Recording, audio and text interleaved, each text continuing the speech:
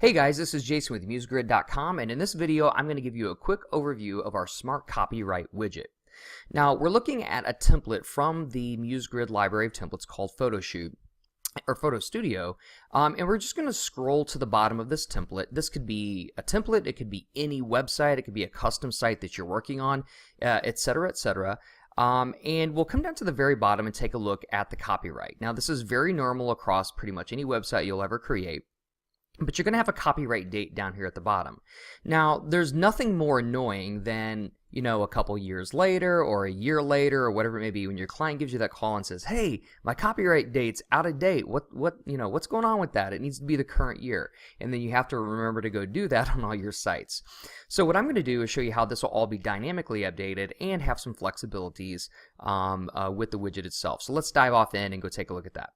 Okay, you'll see that we have Muse open here, and what I'm going to do is I'm going to scroll down. You'll see this is just a normal run-of-the-mill Muse website. This happens to be a template, but it could be your website.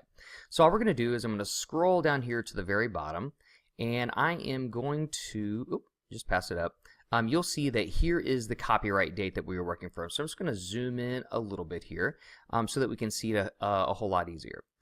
So what I'm going to do is I'm going to go to my library, and you'll see that I have the Smart Copyright widget already installed into Adobe Muse.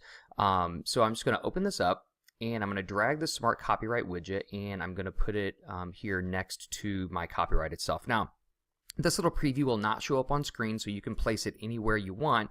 I've just included it right here next to it. Now, the only thing that this widget has is one setting, and that is a class name. And we have a class name here because obviously we need some way of being able to target this date to make it dynamically update. So we do that through a class name. So what we're going to do is just identify that by default, we've put in a class name of copyright. So we'll just work from that, but it could be any class name you want. Okay? So we're going to work off of copyright. We're going to copy that.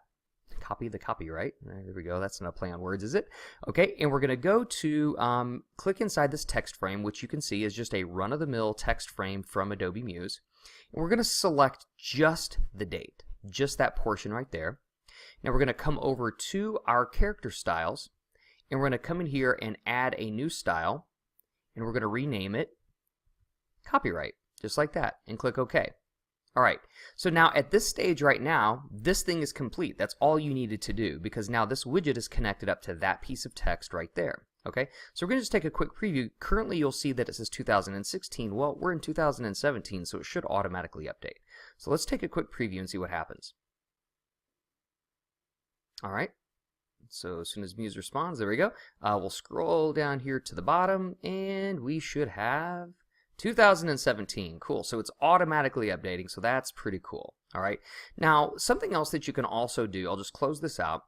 Something else that you can also do is come in here and, get a little more creative. So you could do, say, that copyright range from, say, 2013, I'm just making this up, right, to, just a dash and then, whatever that date is there. Okay. And maybe you'll come here and just do, I don't know, a pipe sign to separate that out, whatever it may be. Okay, now, so now, again, you can get a little more creative and just, put date ranges in, and it's only going to affect that date there. So let's just take another, again, preview here, see what it looks like. All right, we'll scroll down here to the bottom, and there you go. So now we're showing 2013 to 2017. So if your client has a requirement like that, where you just need to show a date range, then fantastic. There you go. You can run it that way.